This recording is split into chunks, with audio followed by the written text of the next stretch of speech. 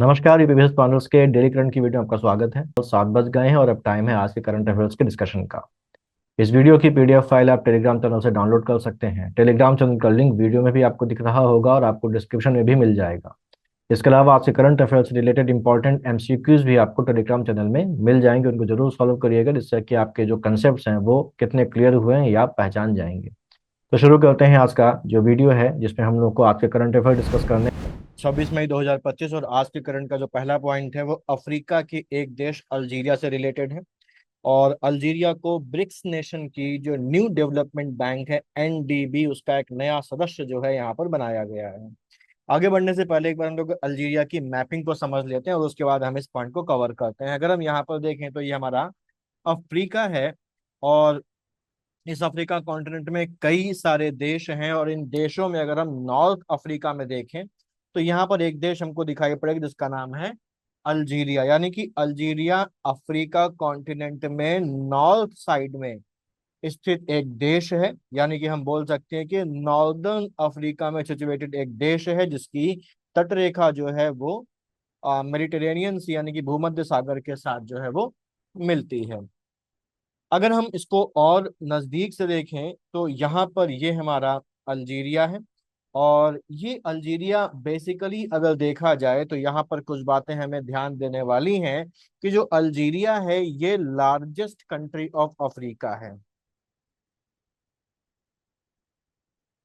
Largest country of Africa है। यानी कि अफ्रीका कॉन्टिनेंट का सबसे बड़ा देश। सबसे बड़ा देश कैसे? सबसे बड़ा देश है एरिया वाइज, आकार के हिसाब से ये सबसे बड़ा देश है। और अफ्रीका देश का जो टोटल जो एरिया है उसका 7.9% एरिया जो है वो अल्जीरिया के पास है। नंबर 2 में अगर देखें तो डीआरसी आता है, यानी कि डेमोक्रेटिक रिपब्लिक ऑफ कॉन्गो आता है, जिसका एरिया अफ्रीका के कुल एरिया का 7.7% है। दूसरी चीज, जैसा हम लोगों ने देखा कि ये जो अल्जीरिया है ये नॉर्दर्न अफ्रीका में है। तो नॉर्दर्न अफ्रीका में एक रीजन है जिसको हम मगरेब रीजन के नाम से जानते हैं। किस रीजन के नाम से जानते हैं? मगरेब रीजन के नाम से जानते हैं।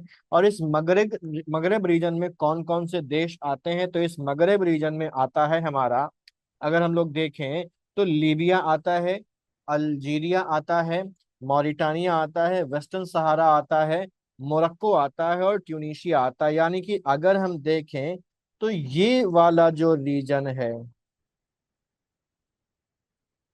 ये जो रीजन है, ये रीजन हमारा कहलाता है अफ्रीका का मगरेब रीजन। जिसमें कौन कौन से देश आ रहे हैं? एक अल्जीरिया तो आ ही रहा है, अल्जीरिया के अलावा यहाँ पर ट्यूनीशिया है, लीबिया है, मॉरिटानिया आ रहा है, वेस्टर्न सहारा जो कि एक डिस्प्यूटेड एरिया है अफ्रीका कॉन्टिनेंट का वो भी आ रहा है, और कौन आ रहा है? और मोरक्को आ रहा है। तो मॉरिटानिया, वेस्टर्न सहारा, मोरक्को, अल्जीरिया, ट्यूनीशिया और लीबिया, ये जो देश हैं ये मगरब रीजन में आते हैं अफ्रीका के। इसको आपको ध्यान रखना है। और जैसा कि हम लोगों ने ये देखा कि जो अल्जीरिया है वो लार्जेस्ट कंट्री है अफ्रीका की। अल्जीरिया को अगर हम लोग देखें तो अल्जीरिया का ये जो नॉर्दर्न पार्ट है, ये नॉर्दर्न पार्ट जो है वो मेडिटेरेनियन सी से जो है वो टच होता है। और यहीं पर कोस्ट पे ही इसकी कैपिटल यहाँ पर है जिसका नाम है अल्जीयर्स। तो अल्जीरिया की कैपिटल क्या है? अल्जीरिया की कैपिटल अल्जीयर्स है जो मेडिटेरेनियन सी के कोस्ट पर है। अगर हम देखें तो अल्जीरिया जो बॉर्डर बनाता है वो कौन कौन से देशों के साथ बॉर्डर बनाता है? तो अल्जीरिया बॉर्डर बनाता है एक मोरक्को के साथ। ठीक है, मोरक्को के साथ बॉर्डर बनाता है। मोरक्को की जो कैपिटल है वो है रबात। ये बॉर्डर बनाता है वेस्टर्न सहारा के साथ। वेस्टर्न सहारा जिसकी कैपिटल लायूने, LAAYOUNE, ये वेस्टर्न सहारा की कैपिटल है। ये बॉर्डर बनाता है मॉरिटानिया के साथ। मॉरिटानिया, मॉरिटानिया की जो कैपिटल है वो नुआकचॉट है। NOUAKCHOTT, नुआकचॉट मॉरिटानिया की कैपिटल है। इसका बॉर्डर बनता है माली के साथ, और माली की जो कैपिटल है वो है बमाको। नाइजर के साथ ये कैपिटल जो है बॉर्डर शेयर करता है, और नाइजर की कैपिटल है नियामे। ये बॉर्डर शेयर करता है लीबिया के साथ, और लीबिया की जो कैपिटल है उसका नाम है त्रिपोली। और ट्यूनीशिया के साथ बॉर्डर शेयर करता है, ट्यूनीशिया की कैपिटल है ट्यूनिस। तो ये कितने देशों के साथ बॉर्डर शेयर कर रहा है? मोरक्को के साथ शेयर कर रहा है, वेस्टर्न सहारा, मॉरिटानिया, माली, नाइजर, लीबिया और ट्यूनीशिया, ये 7 देशों के साथ जो है अल्जीरिया बॉर्डर शेयर करता है, जिनकी कैपिटल हम लोगों ने देख ली। साथ ही मैंने आपको ये बताया कि जो अल्जीरिया की कैपिटल है उसका नाम क्या है। अल्जीरिया की कैपिटल का नाम है अल्जियर्स, और ये एक लैंड लॉक कंट्री नहीं है। ये अपना जो कोस्ट है वो शेयर करती है किसके साथ? मेडिटेरेनियन सी के साथ। और क्योंकि ये मेडिटेरेनियन सी के साथ अपना कोस्ट जो है वो शेयर करती है, इसलिए यहाँ का जो क्लाइमेट है वो मेडिटेरेनियन टाइप का क्लाइमेट यहाँ पर है। अफ्रीका में एक माउंटेन रेंज पाई जाती है, इसका नाम है एटलस माउंटेन रेंज। ये जो एटलस माउंटेन रेंज है वो यहाँ मोरक्को से लेकर अल्जीरिया से होती हुई ट्यूनीशिया तक फैली हुई है। यानी कि एटलस माउंटेन रेंज जो है वो अल्जीरिया में भी पाई जाती है, क्योंकि ये 3 देशों में फैली हुई है। ये पाई जाती है मोरक्को में, ये फैली हुई है अल्जीरिया में, और ये फैली हुई है कहाँ पर? ट्यूनीशिया में। और इसी एटलस माउंटेन के नाम पर ही यहाँ पर जो ये ओशन है उस ओशन का नाम पड़ा है, और इसी के नाम पर इस ओशन को बोला जाता है अटलांटिक ओशन। नाम किस पर पड़ा है? इसी एटलस माउंटेन के नाम पर इस ओशन का नाम पड़ा है। हम इसको अटलांटिक ओशन के नाम से जानते हैं। अच्छा, यहाँ पर अगर हम लोग देखें तो हम लोगों ने एटलस माउंटेन की बात करी। एटलस माउंटेन की जो हाईएस्ट पीक है, किसकी हाईएस्ट पीक की बात कर रहे हैं? हम लोग एटलस माउंटेन की हाईएस्ट पीक की बात कर रहे हैं। हम लोग एटलस माउंटेन की हाईएस्ट पीक की बात कर रहे हैं, और एटलस माउंटेन की जो हाईएस्ट पीक है इसका नाम है जेबेल टुबकल, और ये कहाँ पर है? ये मोरक्को में है। ठीक, मोरक्को में है। अगर ये तो जेबल टुबकल तो एटलस माउंटेन की हाईएस्ट पीक है जो कि मोरक्को में है, लेकिन यहाँ पर कंट्री इन क्वेश्चन हमारे पास कौन सी है? हम बात कर रहे हैं अल्जीरिया की। तो अल्जीरिया की हाईएस्ट पीक कौन सी? अल्जीरिया की हाईएस्ट पीक है माउंट ताहत। ये किसकी हाईएस्ट पीक है? ये अल्जीरिया की हाईएस्ट पीक है। और अल्जीरिया की इंपॉर्टेंट रिवर्स कौन कौन सी हैं? अल्जीरिया की 2 इंपॉर्टेंट रिवर्स के नाम मिलते हैं। एक का नाम है शेलिफ, रिवर शेलिफ, और दूसरी है जिसका नाम है रिवर जेदी, DJEI, डी साइलेंट है, जेदी रिवर यहाँ पर अल्जीरिया की एक इंपॉर्टेंट रिवर्स में से एक है। तो ये हमारे पास अल्जीरिया के बारे में बात हो गई। एक चीज और यहाँ पर ध्यान रखनी है अल्जीरिया के बारे में। अगर हम अल्जीरिया की बात करें तो अल्जीरिया से 2 इंपॉर्टेंट लाइंस भी हमारे पास गुजरती हैं। इसके पहले एक चीज ये ध्यान रखिए कि जो अफ्रीका कॉन्टिनेंट है, ये अफ्रीका कॉन्टिनेंट एक अकेला ऐसा कॉन्टिनेंट है जिससे ट्रॉपिक ऑफ कैंसर भी गुजरता है, जिससे इक्वेटर भी गुजरता है, और जिससे ट्रॉपिक ऑफ कैप्रिकॉर्न यानी कि मकर रेखा भी गुजरती है। साथ ही साथ इससे एक और लाइन गुजरती है जिसको हम प्राइम मेरिडियन के नाम से यानी कि प्रधान याम्योत्तर के नाम से जानते हैं। अगर हम लोग देखें तो ये हमको यहाँ पर दिखाई पड़ रहा है। ये जो लाइन आपको यहाँ पर दिख रही है, ये लाइन जो है, ये लाइन हमारे पास ट्रॉपिक ऑफ कैंसर है, यानी कि हमारी कर्क रेखा है। ये कर्क रेखा हम देख रहे हैं कि अल्जीरिया से होते हुए ये गुजर रही है। तो अगर हम लोग यहाँ पर बात करें कि अफ्रीका में अल्जीरिया से तो ये ट्रॉपिक ऑफ कैंसर यानी कि कर्क रेखा गुजरती है, लेकिन और कौन कौन से देशों से कर्क रेखा गुजरती है? तो जो ट्रॉपिक ऑफ कैंसर है ये अफ्रीका के किन किन देशों से होकर गुजरता है? तो हम वेस्ट से शुरुआत करते हैं, जिससे कि अगर कभी सीक्वेंस में लगाने को आ जाए तो आप उसको लगा भी सकें। तो वेस्ट में सबसे पहले ये आती है आपकी वेस्टर्न सहारा, यहां से गुजर रही है, मॉरिटानिया से गुजरती है। मॉरिटानिया के बाद ये माली पहुंचती है, तो ये किससे गुजर रही है? माली से गुजर रही है, अल्जीरिया से गुजर रही है। अल्जीरिया से बाद ये नाइजर पहुंचती है, और नाइजर से गुजरती है, और उसके बाद ये आती है लीबिया में, लीबिया से गुजरती है, और साथ ही साथ गुजरती है चाड से।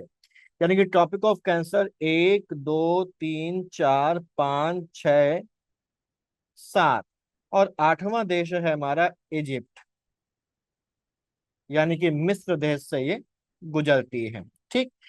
कहीं कहीं किसी किसी किताब में 7 दे के रखे कि जिनमें चार्ट गायब होता है, क्योंकि उनके हिसाब से चार्ट से नहीं गुजरती। लेकिन अगर हम मैप को देखें ध्यान से तो यहाँ पर हमको दिखाई पड़ेगा कि ट्रॉपिक ऑफ कैंसर जो है वो चार्ट से होते हुए गुजर रही है। ये चार्ट की जो है वो सीमा है, और इस चार्ट की सीमा के अंदर से जो है ये ट्रॉपिक ऑफ कैंसर, जो मैं काले रंग से दिखा रहा हूं, वो यहाँ पर होके गुजर रही है।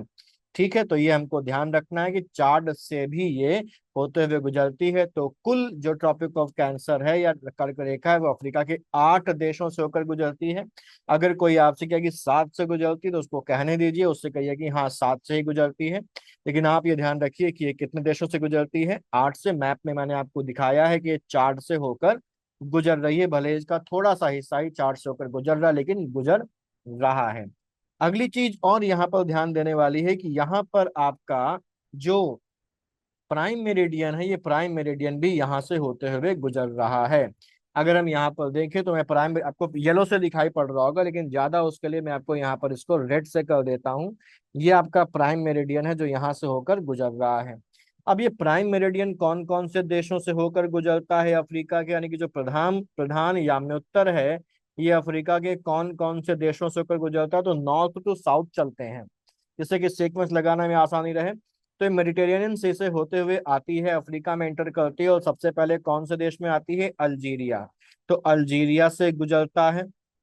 अल्जीरिया के बाद ये माली पहुंचती है, माली से गुजर रही है। बुर्किना फासो एक देश है, बुर्किना फासो से होकर गुजर रहा है। छोटा सा हिस्सा इसका जो है देखिए टोगो से होते हुए जा रहा है, तो ये टोगो पहुंच जाती है। और टोगो के बाद ये जाती है घाना। यानी कि ये जो प्राइम मेरिडियन है ये अफ्रीका के 1 2 3 4 5 देशों से होकर गुजर रही है। यहाँ पर हम जितने भी, चाहे वो ट्रॉपिक ऑफ कैंसर की बात कर रहे हैं अभी, या प्राइम मेरिडियन की बात कर रहे हैं, या अभी इक्वेटर की बात करेंगे, हम उन्हीं देशों की बात कर रहे हैं जो मेन लैंड पर हैं। अफ्रीका की आइलैंड कंट्रीज के बारे में हम लोग यहाँ पर बात नहीं कर रहे हैं, मेन लैंड के देशों की बात हम लोग कर रहे हैं। इसके बाद मैंने आपको बताया था कि इक्वेटर भी यहाँ से गुजरता है, और अगर हम इक्वेटर की बात करें तो ये इक्वेटर है, आपको यहाँ पर दिख रहा होगा। मैं इसको और जरा सा प्रोमिनेंट करने के लिए इसको रेड से कर देता हूँ। तो ये हमारा इक्वेटर है, और ये जो इक्वेटर है ये कौन कौन से देशों से गुजर रहा है? तो सबसे पहले ये वेस्ट टू ईस्ट हम लोग चल रहे हैं, ये अटलांटिक ओशन है, यहाँ से होते हुए आता है, और सबसे पहले गैबन पहुंचता है। तो ये कहाँ से गुजर रहा है? ये पहला देश जो है वो गैबन है, वेस्ट से चले। रिपब्लिक ऑफ कॉन्गो दूसरा देश, फिर डेमोक्रेटिक रिपब्लिक ऑफ कॉन्गो यानी कि डीआरसी से होकर गुजरता है। डीआरसी से आने के बाद ये देखें युगांडा से होके जा रहा है। यहाँ पर अगली बार ये केन्या पहुंचता है इसके आगे, और केन्या के बाद ये जो देश है ये है सोमालिया। सोमालिया से होते हुए अफ्रीका के बाहर निकल जाती है। तो जो इक्वेटर है वो अफ्रीका के कितने देशों से गुजर रहा है? गैबन से गुजर रहा है, रिपब्लिक ऑफ कॉन्गो से, डीआरसी से, युगांडा से, केन्या से, और सोमालिया से। यानी कि अफ्रीका के 6 देशों से होते हुए जाता है। यहाँ पर अगर हम लोग देखें तो आपको यहाँ पर कुछ लेक्स दिखाई पड़ रहे होंगे। एक लेक ये है, तो मैं यहाँ पर नंबरिंग कर देता हूँ। Lake number 1, lake number 2, lake number 3, lake number 4, lake number 5, lake number 6, और एक लेक नंबर यहाँ पर 7 है। मुझे ये पता करके बताइए इसी सीक्वेंस में कि लेक नंबर 1 का नाम क्या है, लेक नंबर 2 का नाम क्या है, लेक नंबर 3, 4, 5 और 6 का नाम क्या है, ये मुझे बताइएगा कमेंट में। और इक्वेटर को कौन सी नदी यहाँ की ऐसी है जो 2 बार कट करती है, ये भी आप मुझे कमेंट में बताएंगे। अब हम लोग चलते हैं अगला, यहाँ पर जो लाइन गुजरती है जिसका नाम है ट्रॉपिक ऑफ कैप्रिकॉर्न। तो ट्रॉपिक ऑफ कैप्रिकॉर्न, या जिसको हम हिंदी में बोले मकर रेखा, ट्रॉपिक ऑफ कैप्रिकॉर्न को, ये मकर रेखा कौन कौन से देशों से होकर गुजरती है, तो मैं इसको फिर से थोड़ा सा रेड से कर देता हूं। और यहाँ पर अगर हम लोग देखें तो वेस्ट टू ईस्ट अगर चलें तो सबसे पहले जो देश यहाँ पर आ रहा है वो कौन सा आ रहा है, नामीबिया आ रहा है। फिर आ रहा है बोत्सवाना। फिर आ रहा है आपका साउथ अफ्रीका। फिर ये जो देश है, इस देश का नाम है आपका मोजाम्बिक। तो मेनलैंड में तो इन चार देशों से गुजरती है। फिर यहाँ पर मेडागास्कर है, उसको भी हम लोग लिख लेते हैं। तो मेडागास्कर से होकर भी ये गुजर रही है। तो अगर यहाँ पर देखें तो कितना हो गया, एक दो तीन चार पांच, मेनलैंड पर चार और मेडागास्कर को मिला लें तो पांच हमारी यहाँ पर ये हो जाती हैं। तो ये जो है, ये हमारा अगर देखें तो ये था हमारा अल्जीरिया का मैपिंग, और साथ में हम लोगों ने कुछ और चीजें भी यहाँ पर देख ली हैं। वापस चलते हैं हम लोग और अब अपने करंट के पॉइंट पर आ जाते हैं। अल्जीरिया के बारे में इतना हम लोगों ने देखा, क्यों? क्योंकि अल्जीरिया जो है वो न्यू डेवलपमेंट बैंक का एक नया मेंबर बन गया है। ऑफिशियली उसने न्यू डेवलपमेंट बैंक, जो कि ब्रिक्स नेशन की एक बैंक है, उसकी मेंबरशिप जो है वो यहाँ पर ग्रहण कर ली है। न्यू डेवलपमेंट बैंक की अगर हम लोग बात करें तो न्यू डेवलपमेंट बैंक, जिसको शॉर्ट में एनडीबी बोला जाता है, उसकी स्थापना 2015 में की गई थी। और क्योंकि इसको ब्रिक्स कंट्रीज ने स्टैब्लिश किया था, तो उसके संस्थापक सदस्य कौन है? वही ब्रिक्स कंट्रीज, यानी कि ब्राजील, रशिया, इंडिया, चाइना और साउथ अफ्रीका। हेड ऑफिस इसका कहाँ पर है? इसका हेडक्वार्टर या हेड ऑफिस है शंघाई में, चीन में। और इसके अभी की अध्यक्ष कौन है? दिल्मा रूसेफ, जो कि ब्राजील की पूर्व राष्ट्रपति हैं, वो इसकी अभी की अध्यक्ष हैं। ये ध्यान रखने वाली बातें हैं। ठीक। अब यहाँ पर एक चीज और ध्यान रखनी, एनडीबी के जो प्रमुख उद्देश्य हैं वो क्या है? एनडीबी को बनाने का जो ऑब्जेक्टिव था वो ये था कि ये जो मेंबर कंट्रीज हैं, इनके बुनियादी ढांचे यानी कि इंफ्रास्ट्रक्चर, साथ ही साथ इनके सतत विकास यानी कि सस्टेनेबल डेवलपमेंट की प्रोजेक्ट्स के लिए फिनेंशियल रिसोर्सेज यानी कि वित्तीय संसाधन जुटाए जाने में आसानी रहे, इसके लिए इसको यहाँ पर बनाया गया था। इंटरनेशनल मॉनेटरी फंड और वर्ल्ड बैंक जैसे वेस्ट ओरिएंटेड या वेस्ट डोमिनेटेड जो फिनेंशियल इंस्टीट्यूशंस हैं, उनके अल्टरनेटिव के रूप में यहाँ पर इसको कार्य करने के लिए एस्टैब्लिश किया गया था। साथ ही साथ साउथ साउथ को ऑपरेशन और ग्लोबल पार्टनरशिप को स्ट्रेंथन करने के लिए भी इसको बनाया गया था। सदस्य देशों को स्थानीय परिस्थितियों के अनुरूप वित्तीय सहायता प्रदान करना भी इसको बनाए जाने का एक ऑब्जेक्टिव था। अगला हमारा है वीरता पुरस्कार से संबंधित यानी गैलेंट्री अवार्ड से संबंधित, और राष्ट्रपति द्रौपदी मुर्मू ने राष्ट्रपति भवन में आयोजित डिफेंस इन्वेस्टिचर सेरेमनी के दौरान 39 बहादुर सैनिकों और अधिकारियों को ये गैलेंट्री प्राइजेस जो हैं वो प्रदान किए हैं। ये जो सम्मान है, जो गैलेंट्री अवार्ड है, ये भारतीय सेना, वायुसेना, नौसेना, केंद्रीय सशस्त्र पुलिस बलों और जम्मू कश्मीर पुलिस के जवानों को आतंकवाद और उग्रवाद विरोधी अभियानों में दिखाए गए असाधारण और कर्तव्य निष्ठा के लिए प्रदान किए गए हैं। यहाँ पर एक चीज हम लोगों को ये ध्यान रखनी है कि अगर हम लोग यहाँ पर देखें तो वीरता पुरस्कार जो है वो दो प्रकार के होते हैं। एक वीरता पुरस्कार वो होता है जिसको हम युद्ध के समय दिए जाते हैं, और दूसरे वीरता पुरस्कार वो होते हैं जो शांति के समय बहादुरी दिखाने के लिए दिए जाते हैं। तो पहले इस पॉइंट को हम लोग समझ लेते हैं, फिर आगे चलते हैं। तो जो वीरता पुरस्कार हैं या जो गैलेंट्री अवार्ड हैं, ये दो प्रकार के होते हैं हमारे देश में। एक वो वीरता पुरस्कार होते हैं जो युद्ध के समय वीरता दिखाने पर दिए जाते हैं,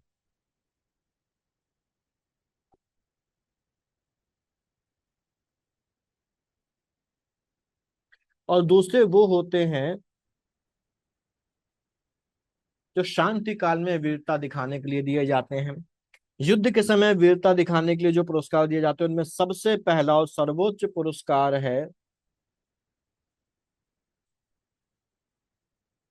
परमवीर चक्र। ये सर्वोच्च वीरता पुरस्कार है। उसके बाद नंबर दो पे हमारे सामने आता है जिसको हम लोग बोलते हैं महावीर चक्र। इसको पीवीसी और इसको एमवीसी यानी कि महावीर चक्र के नाम से जाना जाता है। दूसरा सर्वोच्च युद्धकालीन वीरता पुरस्कार है। तीसरा है हमारा वीर चक्र यानी कि वीसी, और ये युद्धकालीन वीरता के लिए दिया जाने वाला तीसरा सर्वोच्च पुरस्कार है। शांति काल की अगर बात करें तो शांति काल में भी आतंकवाद विरोधी अभियानों के दौरान, उग्रवाद विरोधी अभियानों के दौरान, किसी आपदा से बचाव के दौरान, या बहुत ज्यादा जोखिम के समय दिखाई जाने वाली वीरता के लिए शांति काल में भी गैलेंट्री अवार्ड दिए जाते हैं, जिनके नाम जो है वो अलग हैं। तो सबसे पहला यहाँ पर जो शांति काल में दिया जाने वाला वीरता पुरस्कार है, जो सर्वोच्च है, उसका नाम है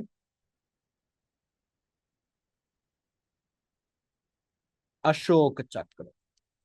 दूसरा हमारा पुरस्कार है शांति काल में सर्वोच्च वीरता के लिए कीर्ति चक्र। अशोक चक्र को पहले अशोक चक्र क्लास 1 कहा जाता था और कीर्ति चक्र को कीर्ति अशोक चक्र क्लास 2 कहा जाता था। बाद में इसका नाम बदलकर कीर्ति चक्र कर दिया गया। तीसरा जो सर्वोच्च पुरस्कार है वो है शौर्य चक्र, और इसका नाम पहले रखा गया था अशोक चक्र क्लास 3। तो ये अशोक चक्र क्लास 1 था, ये अशोक चक्र क्लास 2 था, और ये अशोक चक्र क्लास 3 था। और बाद में इनके नाम बदलकर अशोक चक्र, कीर्ति चक्र और शौर्य चक्र जो है वो रख दिए गए हैं। वापस हम लोग चलते हैं। यहाँ पर इस बार कुल 39 वीरता पुरस्कार जो हैं वो दिए गए हैं, और इनमें 6 कीर्ति चक्र दिए गए, जिनमें 4 मरणोपरांत हैं, पॉस्थुमस दिए गए हैं। 33 शौर्य चक्र दिए गए हैं, जिनमें से 7 जो है वो मरणोपरांत दिए गए हैं।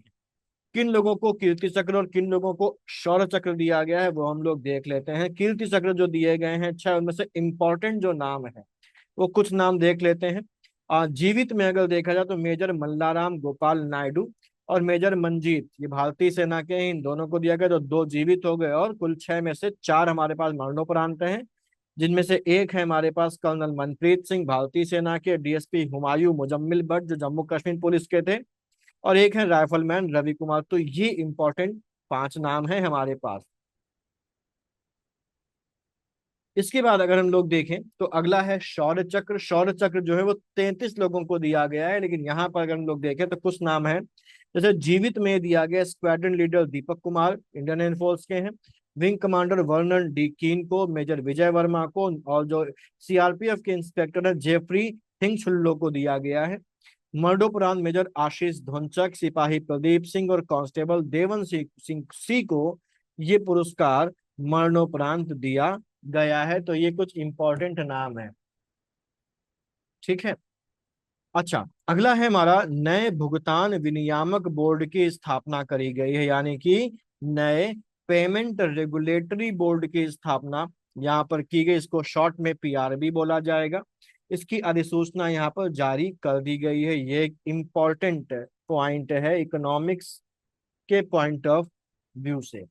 इसकी अधिसूचना जारी किसने करी है? रिजर्व बैंक ऑफ इंडिया ने जारी करी है। एक नए पेमेंट रेगुलेटरी बोर्ड की स्थापना की अधिसूचना आरबीआई के द्वारा जारी करी गई। ध्यान रखना किसने जारी करी है। ये जो बोर्ड है, जो बोर्ड बनाया गया है, ये बेसिकली पेमेंट और सेटलमेंट सिस्टम्स के रेगुलेशन और सुपरविजन के लिए एक बोर्ड है, जिसमें 6 इंडिपेंडेंट मेंबर्स होंगे, 6 मेंबर्स होंगे। ठीक है। और ये जो नया बोर्ड है, इसके पहले अगर देखा जाए तो एक बोर्ड था, board for regulation and supervision of payment and settlement system. ये पुराना था। इसकी जगह लेने के लिए ये जो पेमेंट रेगुलेटरी बोर्ड है, इसकी स्थापना की गई है। ये पुराना था, इसको रिप्लेस किया गया है।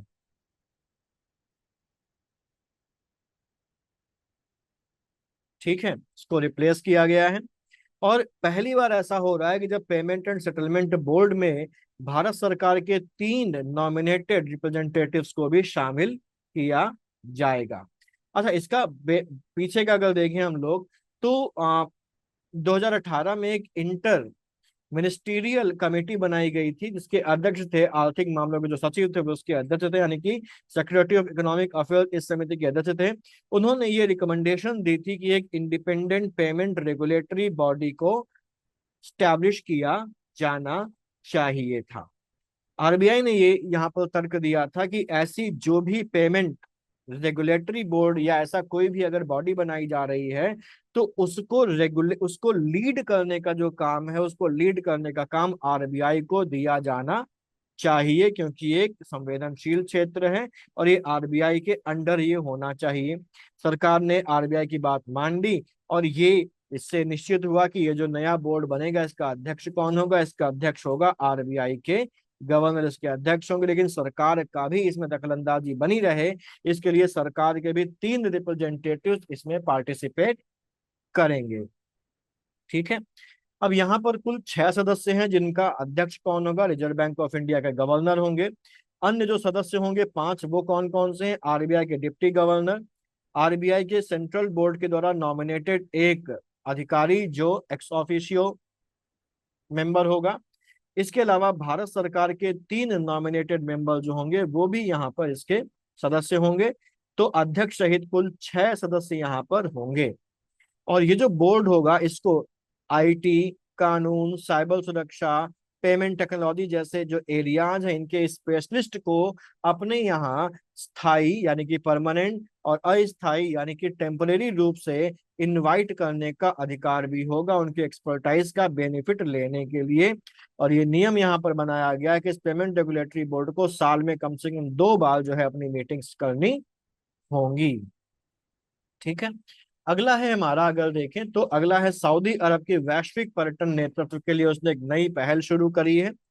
हम जानते हैं कि ये जितनी भी अरेबियन कंट्रीज हैं बेसिकली पेट्रोलियम पर इनकी इकोनॉमी बेस्ड है, लेकिन पेट्रोलियम क्योंकि एक फॉसिल फ्यूल है और समय के साथ वो जो है वो खत्म होता चला जाएगा। तो इस चीज को ये जो अरेबियन कंट्रीज हैं, जो मिडिल ईस्ट की कंट्रीज हैं, वो बेहतर समझ रही हैं, और इसीलिए हम चाहे दुबई को देख लें, यूएई की दूसरी कंट्रीज को देख लें, हम सऊदी अरब को देख लें, तो ये अब अपना फोकस जो है वो टूरिज्म की तरफ भी बढ़ा रही हैं। ठीक। और इसीलिए जो सऊदी अरब है उसने एक नई इनिशिएटिव यहाँ पर शुरू किया है, एक नया ग्लोबल प्लेटफॉर्म लॉन्च किया जिसका नाम है टू राइज। ठीक, ये 2 शब्दों से मिला है, टूरिज्म के TOU से और राइज RISE से मिलाकर टू राइज यहाँ पर बनाया गया है इसका नाम। ये ग्लोबल प्लेटफॉर्म होगा जो बेसिकली पर्यटन यानी कि टूरिज्म, टेक्नोलॉजी, इन्वेस्टमेंट और स्टेबिलिटी वाले क्षेत्रों के ग्लोबल लीडर्स को आपस में जोड़ने के लिए इसको शुरू किया गया है, जिससे उनका बेनिफिट लेके टूरिज्म को बढ़ावा दिया जा सके।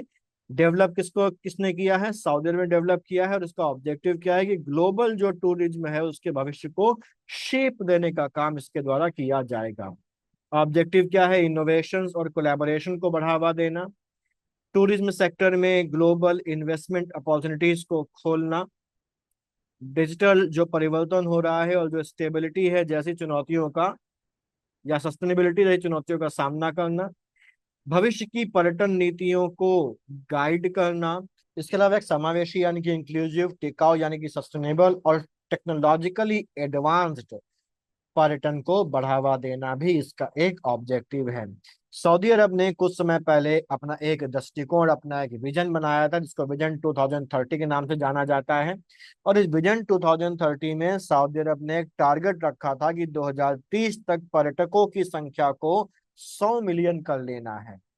लेकिन 2030 आने में 7 साल बचे थे, और ये 100 मिलियन जो टूरिस्ट हैं उनका जो टारगेट है वो सऊदी अरब ने 2024 में ही प्राप्त कर लिया, यानी कि मूल लक्ष्य के 7 साल पहले ही 2024 में सऊदी अरब ने विजन 2030 का अपना जो टारगेट है 100 मिलियन टूरिस्ट का वो अचीव कर लिया है। और सऊदी अरब में पर्यटन में धीमे धीमे बढ़ावा भी हो रहा है, और एक 5% का कंट्रीब्यूशन जो है वो सऊदी अरब की जीडीपी में जो है टूरिज्म में वो कर रहा है। तो परसेंटेज में देखने में भले ही छोटा लगे, लेकिन मॉनेटरी टर्म्स में ये एक बड़ा अमाउंट हो जाता है। जो टूराइज जो इनिशिएटिव है इसका एक वार्षिक सम्मेलन अभी आयोजित किया जाएगा, जो कि पहला वार्षिक सम्मेलन होगा, और इसको 11 से 13 नवंबर 2025 तक रियाद में आयोजित किया जाएगा। अगला है भारत जो है वो एशियन प्रोडक्टिविटी ऑर्गेनाइजेशन यानी कि एपीओ का अध्यक्ष बना दिया गया है। ये जो एपीओ है इसकी स्थापना जो हुई थी वो 1961 में हुई थी और इसका ऑब्जेक्टिव था एशिया पैसिफिक रीजन में प्रोडक्टिविटी में सुधार करना यानी कि उत्पादकता में सुधार करना, कैपेसिटी को बनाना यानी कि क्षमता निर्माण करना, और इकोनॉमिक कोऑपरेशन यानी कि आर्थिक सहयोग को बढ़ावा देने के ऑब्जेक्टिव से एशियन प्रोडक्टिविटी ऑर्गेनाइजेशन को 1961 में स्टैब्लिश किया गया था। तो इसकी जो स्थापना हुई थी वो कब हुई थी? 1961 में स्थापना हुई थी। इसका जो हेड ऑफिस बोले या हेडक्वार्टर बोले वो कहाँ पर है? वो है टोक्यो में यानी कि जापान में है। और इसके 21 मेंबर कंट्रीज हैं, 21 सदस्य देश हैं जिनमें भारत भी शामिल है, जापान है, इंडोनेशिया है, कोरिया है, ईरान है और वियतनाम जैसे देश ये 21 देशों में शामिल हैं। भारत इसका एक संस्थापक सदस्य है और शुरुआत से ही एक एक्टिव मेंबर के रूप में यहाँ पर पार्टिसिपेट कर रहा है। और अब भारत को इस एशियन प्रोडक्टिविटी ऑर्गेनाइजेशन का 2025-26 के लिए अध्यक्ष बनाया गया है। ये जो अध्यक्षता है ये भारत को कब दी गई? अभी यहाँ पर ये जो एपीयू है इसकी गवर्निंग बॉडी की मीटिंग हुई है जकार्ता इंडोनेशिया में। इस 67 गवर्निंग बॉडी की मीटिंग थी और इस 67 गवर्निंग बॉडी की मीटिंग में भारत को इसकी अध्यक्षता जो है वो सौंप दी गई। अगला पॉइंट है Karnataka soaps and detergent limited की ब्रांड एम्बेसडर बनाया गया है। किसको बनाया गया है? तमन्ना भाटिया को बनाया गया है। तमन्ना भाटिया को बनाया गया है। और Karnataka soaps and detergent limited एक बड़ा मशहूर साबुन बनाती है जिसका नाम है मैसूर सैंडल सोप। ठीक है, मैसूर सैंडल सोप ये बनाती है। जो मैसूर सैंडल सोप है ये, इसके बारे में आपको जानना चाहिए कि ये केवल एक साबुन नहीं है, ये केवल एक सोप नहीं है, भारत की कल्चरल, इंडस्ट्रियल और हिस्टोरिकल लिगेसी का एक सिंबल है। यानी कि ये जो साबुन है ये भारत की सांस्कृतिक, औद्योगिक और ऐतिहासिक विरासत का प्रतीक है। आपको ये भी पता होना चाहिए कि ये दुनिया का अकेला ऐसा साबुन है जो प्योर और 100% जो चंदन का तेल है उससे बनाया जाता है। इसमें किसी फ्रैग्रेंस का इस्तेमाल नहीं होता, असली 100% चंदन के तेल से साबुन को बनाया जाता है। और इसका जो निर्माण है वो कौन करता है? Karnataka soap and detergent limited के द्वारा किया जाता है जो कि एक government owned public sector company है, कर्नाटक गवर्नमेंट के अंडर ये आती है। ठीक, अगर हम देखें इसके थोड़े से बैकग्राउंड को समझ लें तो 20th सेंचुरी जब थी तो 20th सेंचुरी में हम जानते हैं कर्नाटक जो है वो चंदन के उत्पादन के लिए प्रसिद्ध है। और वहां पर चंदन का के लार्जेस्ट प्रोड्यूसर में ये मैसूर जो किंगडम है शामिल था। ठीक है, और इसका जो मेजर एक्सपोर्ट चंदन का होता था वो यूरोप में किया जाता था, लेकिन उसी समय हो जाती है इस दौरान फर्स्ट वर्ल्ड वॉर हो जाती है। और जब फर्स्ट वर्ल्ड वॉर हो जाती है तो चंदन का जो एक्सपोर्ट हो रहा था चंदन के तेल का और चंदन की लकड़ी का यूरोप में वो बंद हो जाता है, कम हो जाता है। अब एक्सेस लकड़ी जो चंदन की आ रही, जो चंदन का तेल एक्सेस जा रहा है उसका क्या किया जाए? तो उस समय के जो मैसूर के राजा थे जिनको जिनका नाम है कृष्ण राजा वोडियार चतुर्थ, और इनका पूरा जो नाम है वो है नलवादी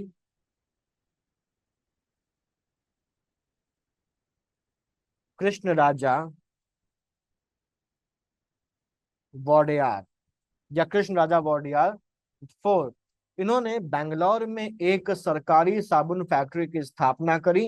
पहले जो साबुन ये पहले से बनता था लेकिन ये केवल राजघराने के लोगों के लिए इस्तेमाल के लिए होता था, पब्लिकली ये साबुन अवेलेबल नहीं होता था। लेकिन जब एक्सेस यहाँ पर होने लगा तो जनता के लिए भी इसको बनाया जाने लगा और बेंगलुरु में एक फैक्ट्री की स्थापना करी गई 1916 में। ठीक, और जैसा मैंने बताया कि दुनिया का अकेला ऐसा साबुन है जो 100% प्योर चंदन चंदन के तेल से बनाया जाता है। उसके बाद शिमोगा में भी एक फैक्ट्री यहाँ पर लगाई जाती है। दूसरी बात, खास बात यह है क्योंकि ये जो साबुन है ये एक स्पेसिफिक साबुन है, अपनी प्योरिटी के लिए मशहूर साबुन है, लेगेसी का साबुन है। तो यहाँ पर जो केएसडीएल है उसके पास इस साबुन का जीआई टैग भी है, जीआई टैग भी है। दूसरी बात, तमन्ना भाटिया को ब्रांड एम्बेसडर तो बनाया गया, लेकिन इसके पहले 2006 में जो महेंद्र सिंह धोनी है, उसको उनको भी इसका ब्रांड एम्बेसडर बनाया जा चुका है। तो ध्यान रखिएगा, कभी यूज करिएगा इसको। तो ये हमारा जो था वो आज का करंट था। इसके पर हम लोग देखते हैं कि पिछला जो वीडियो था उसमें जिन लोगों ने जवाब दिया है पूछे गए सवालों का, वो कौन कौन है। तो पिछले वीडियो के सवालों का जवाब दिया है अनुज कुमार पांडे जी ने, श्वेता सिंह जी ने, रियाज जी ने, शिवम मौर्य जी ने, आकाश गौतम जी ने, अतीक खान जी ने, प्रज्ञा सिंह जी ने यहाँ पर जवाब दिए हैं। आप लोग बाकी लोग भी पार्टिसिपेट करिए। फिलहाल इसको इतना ही रखते हैं, मिलते हैं अगली वीडियो में। तब तक पढ़ते रहिए, आगे बढ़ते रहिए। All the best.